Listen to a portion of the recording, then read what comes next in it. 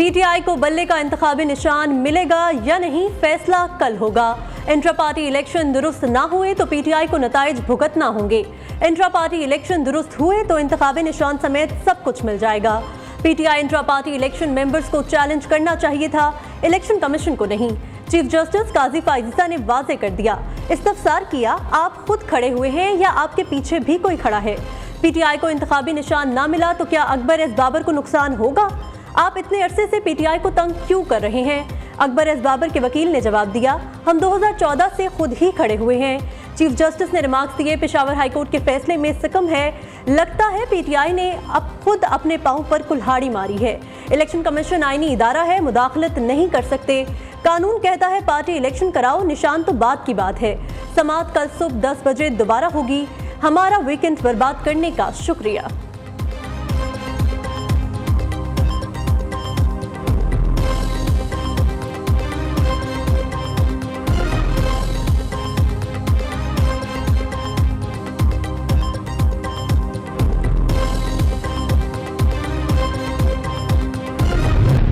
बल्ला पाकिस्तान की आवाम की उमंगों की तर्जुमान है। ये एक पॉलिटिकल प्रोसेस जो हमारा आईनी तरीक़ाकार है। जमहूरियत जो इस मुल्क का मुकद्दर है, जो इस मुल्क का आईनी तकाजा है, उसके लिए लाजिम है कि हर पॉलिटिकल पार्टी के पास उसका निशान हो। हमने बेहतरीन इलेक्शन करवाए थे। 175 पॉलिटिकल पार्टी में किसी ने ऐसे इलेक्शन नहीं करवाए, कभी भी नहीं करवाए जिस तरह पाकिस्तान तहरीक इंसाफ ने करवाए थे। लेकिन इलेक्शन कमीशन के पास दो चश्मे हैं, एक वो जिस चश्मा लगा करके 175 पार्टीज को देखा जाता है, और दूसरा वो जिससे पीटीआई के इलेक्शन को देखा गया है। पीटीआई को बल्ले का निशान ना मिला तो दुनिया इलेक्शन तस्लीम नहीं करेगी। बैरिस्टर गोहर खान का दावा, इलेक्शन कमीशन के पास दो चश्मे हैं, एक चश्मे से 175 पार्टियों और दूसरे से पीटीआई को देखा जाता है। जमहूरियत का आईनी तकाजा है हर सियासी जमात का इंतखाबी निशान हो। बदतरीन हालात में साफ शफाफ इंट्रा पार्टी इलेक्शन कराए। सुप्रीम कोर्ट जमहूरियत को डीरेल नहीं करेगी। उम्मीद है अदालत बल्ले के इंतखाबी निशान को बहाल रखेगी। चेयरमैन पीटीआई की मीडिया से गुफ्तगू, अकबर एस बाबर ने रद्द अमल देते हुए कहा, सच्चाई सामने आ ही जाती है। पीटीआई का बानी रुकन हूँ जिसे आज तस्लीम किया गया। तहरीक इंसाफ को एक इदारा बनाने की जंग लड़ रहा हूँ।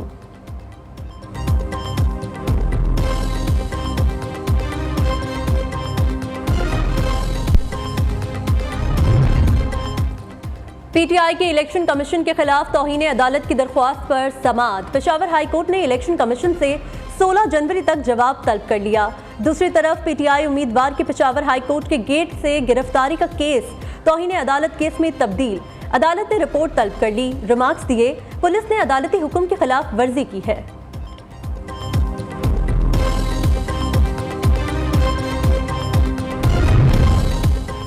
पीटीआई सुप्रीम कोर्ट और इलेक्शन कमीशन के दरमियान है। एक दो रोज में तमाम मामलात सामने आ जाएंगे। बिलावल भुट्टो की पेशगोई, नवाज शरीफ पर एक बार फिर तनकीद के तीरों की बौछार कर दी। मियां साहब वजीर आजम बने तो सियासी इंतकाम उनका एजेंडा होगा। नवाज हुकूमत ने हमेशा मुखालिफिन को बंद रखा। दूसरी सियासी जमातों की सियासत जाती दुश्मनी तक पहुंच चुकी है। नून लीग और पीटीआई नफरत की सियासत को इंतहा पर ले गई। चेयरमैन पीपल्स पार्टी की लाहौर में मीडिया से गुफ्तगू, कहा, बानी पीटीआई जब जेल से बाहर थे तब भी कहते थे महंगाई उनका मसला नहीं है। बाकी जमातें दूसरी तरफ देख रही हैं, लेकिन हम आवाम को देख रहे हैं। सानेहा मॉडल टाउन के जिम्मेदारों को सजा देने का मुतालबा भी कर दिया। अवामी तहरीक का आज़ादाना तहकीकात का मुतालबा माकूल और उनका हक है।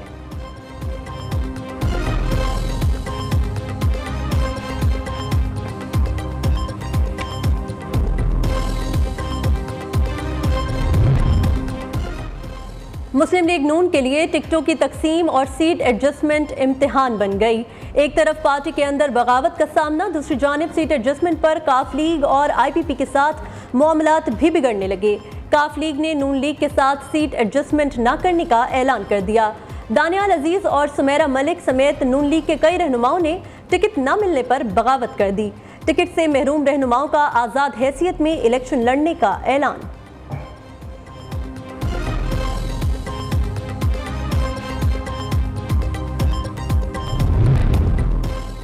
मुस्लिम लीग नून ने लाहौर से अहम हलकों की टिकटें जारी कर दी। अयाज सादिक को NA 120 की टिकट जारी, शेख रोहेल असगर NA 121 से मैदान में उतरेंगे। हमजा शहबाज को NA 118 और मरियम नवाज को NA 119 के लिए टिकट जारी। हमजा शहबाज को PP 139 और मरियम नवाज को PP 159 से टिकट जारी।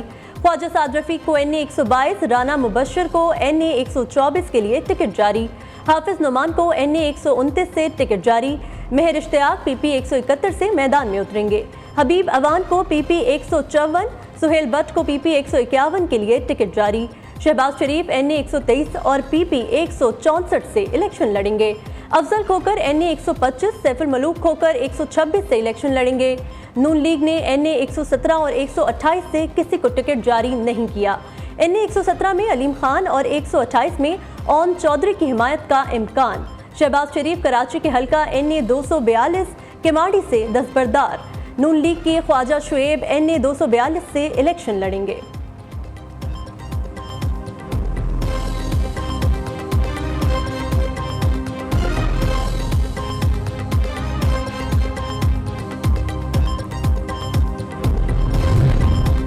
नून लीग ने इंतखाबी जलसों को शेड्यूल को हतमी शक्ल दे दी। मरियम नवाज 15 जनवरी को ओकाड़ा में पहले जलसे से इंतखाबी मुहिम का आगाज करेंगी। 19 जनवरी को खानेवाल, 23 को मरी, 25 को पेशावर और हवेलियां, 28 जनवरी को कराची में जलसे से खिताब करेंगी। नवाज शरीफ 20 जनवरी को लैया में जलसे से खिताब करेंगे। 22 को मानसहरा, 24 को ननकाना, 26 को विहाड़ी, 28 को कराची, 30 जनवरी को बहावलपुर में जलसा शेड्यूल। शहबाज शरीफ और हमजा शहबाज भी मुख्तलिफ इलाकों में इंतखाबी जलसों से खिताब करेंगे।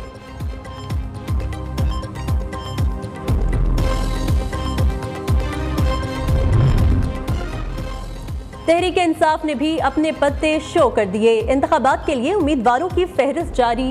NA 10 से barrister Gohar, PK 28 Shaukat Yousafzai, NA 44 से अली अमीन गंडापुर, NA 43 से अली मोहम्मद खान, NA 149 से आमिर डोगर इलेक्शन लड़ेंगे। NA 19 से असद कैसर, NA 4 से मुराद सईद के वालिद सईदुल्ला उम्मीदवार। NA 2 doctor Amjad Ali, NA 3 से सलीमुर रहमान को टिकट मिल गया।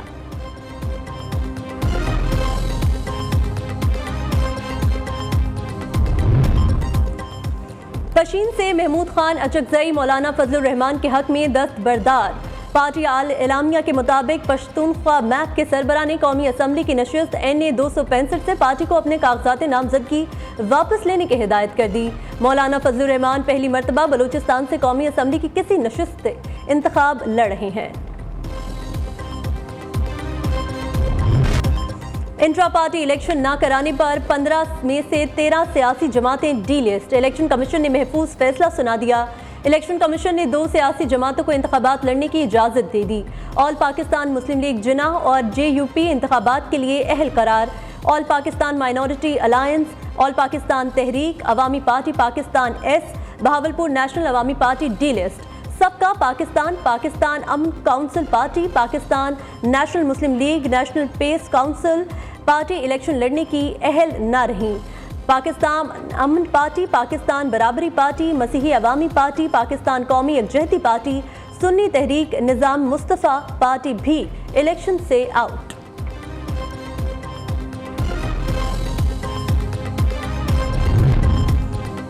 आम इंतखाबात के लिए कागजात नामजदगी वापस लेने का आखिरी रोज। सियासी जमातों और उम्मीदवारों की सहूलत के लिए इलेक्शन कमीशन ने वक्त में इजाफा कर दिया। अब रात 9 बजे तक कागजात नामजदगी वापस लिए जा सकते हैं। खवातीन और अक़लियती मखसूस नशिस्तों पर PTI उम्मीदवारों के कागजात की जांच पड़ताल बाकी। इलेक्शन कमीशन के मुताबिक मखसूस नशिस्तों पर कागजात नामजदगी की जांच पड़ताल 13 जनवरी तक मुकम्मल कर ली जाएगी।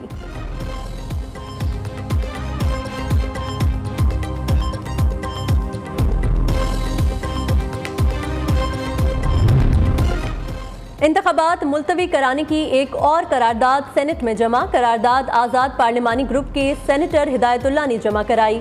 करारदाद में कहा गया सिक्योरिटी चैलेंजेस की वजह से इलेक्शन 3 माह के लिए मुलतवी किए जाएं। मौलाना फजलुर रहमान की अफगानिस्तान के नायब वज़ीर आज़म मुल्ला अब्दुल गनी बरादर से मुलाकात। वज़ीर दिफा मुल्ला याकूब, वज़ीर ख़ारजा मुल्ला अमीर मुत्तकी, वज़ीर तजारत समेत दीगर वज़रा भी मुलाकात में मौजूद थे। मौलाना फजलुर रहमान ने कहा, हमारे दौरे का बुनियादी मकसद दोनों ममालिक के दरमियान दाखिली और ख़ारजी इस्तेहकाम लाना है। सरबराह JUI दौरा अफगानिस्तान मुकम्मल करके वतन वापस पहुंच गए। डॉक्टर महारंग बलोच अगर पाकिस्तान एजेंडा पे आना चाहती है, अगर वो हिंदुस्तान की ज़बान बोलना बंद करती है, जो फॉरेन फंडिंग उनको मिल रही है वो बंद करे, और जिस तरीके से उन्होंने कश्मीर पे हिंदुस्तान की ज़बान बोली है, और उन दहशतगर्दों को जिन्होंने एक साल में हमारे 240 जवानों को शहीद किया है, दुश्मन के अज़ाइम खाक में मिलाने के लिए जानों की कुर्बानियाँ देते रहेंगे। जितनी दहशतगर्द तंजीमों के ज़रिए दहशतगर्दी कर लो, जितनी दहशतगर्दों के एजेंडे को आगे बढ़ाने के लिए ख़वातीन के दरनों के ड्रामे कर लो, तुम्हें नाकामी और रुसवाई के सिवा कुछ नहीं मिलेगा। डॉक्टर महारंग बलोच भारत की ज़बान बोल रही हैं। उनका सोशल मीडिया अकाउंट भारत से चलाया जा रहा है।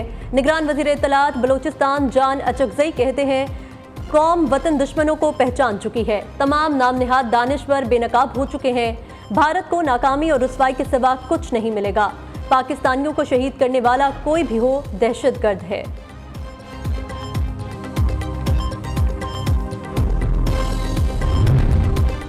कराची में national aerospace science and technology park silicon के दूसरे बाब की इफ्तिताही तकरीब। Army chief general Asim Munir की बतौर मेहमान खुसूसी शिरकत। आर्मी चीफ ने पार्क सिलिकॉन को एक और संगे मील करार दे दिया। कहा, मंसूबा कौमी और स्ट्रेटेजिक अहमियत का हामिल है। ऐसे मंसूबे मुल्क के लिए फ़ायदेमंद हैं। ये मंसूबा कौम को एक प्लेटफॉर्म मुहैया करके खुद इन्हिसारी को फ़रोग़ देगा। जनरल सैयद आसिम मुनीर की तकरीब में आमद पर air chief marshal Zaheer Ahmed Babar Sidhu ने इस्तकबाल किया। सिपा सालार ने कोर हेडक्वार्टर्स कराची का भी दौरा किया।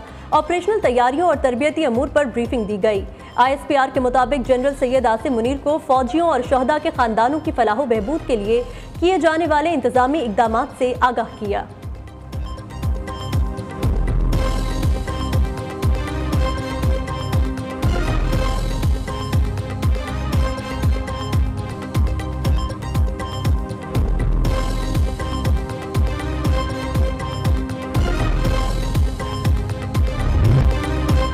सदर मुमलिकत ने जस्टिस एजाजुल एहसन का इस्तीफ़ा मंजूर कर लिया। सुप्रीम कोर्ट के जस्टिस एजाजुल एहसन ने गुज़िश्ता रोज़ अपना इस्तीफ़ा सदर आरिफ अलवी को भिजवाया था। एजाजुल एहसन 2 रोज़ में मुस्ताफ़ी होने वाले सुप्रीम कोर्ट के दूसरे जज हैं। इससे कबल मज़ाहिर अली नकवी भी इस्तीफ़ा दे चुके। सुप्रीम जुडिशल काउंसिल में साबिक जज मज़ाहिर नकवी के खिलाफ कार्रवाई 15 फरवरी तक मुलतवी कर दी गई।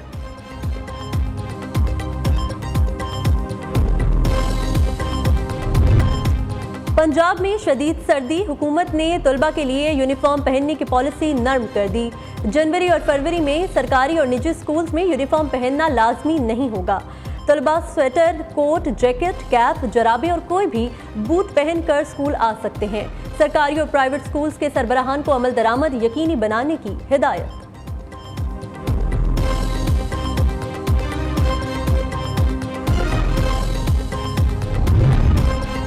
मुल्क भर में ठंड का राज। कोयटा समेत बलोचिस्तान के मुख्तलिफ इलाके शदीद सर्दी की लपेट में आ गए। दर्जा हरारत नुक्ता इंजमात से भी गिर गया। पापो और पानी जमने लगा। स्कर्दू में पारा -10, गिलगित -5, इस्तौर -4, कल्लात -3, हुंजा, चित्राल और दीर में -2 degree centigrade record. Superior university ने एक और संगे मील अबूर कर लिया। एंटरप्रेन्योरशिप में दुनिया के नंबर 1 कॉलेज बॉब्सन और सुपीरियर यूनिवर्सिटी में ताउन का समझौता तय पा गया। बॉब्सन कॉलेज ने सुपीरियर यूनिवर्सिटी को पाकिस्तान में अपना पहला शराकतदार करार दे दिया।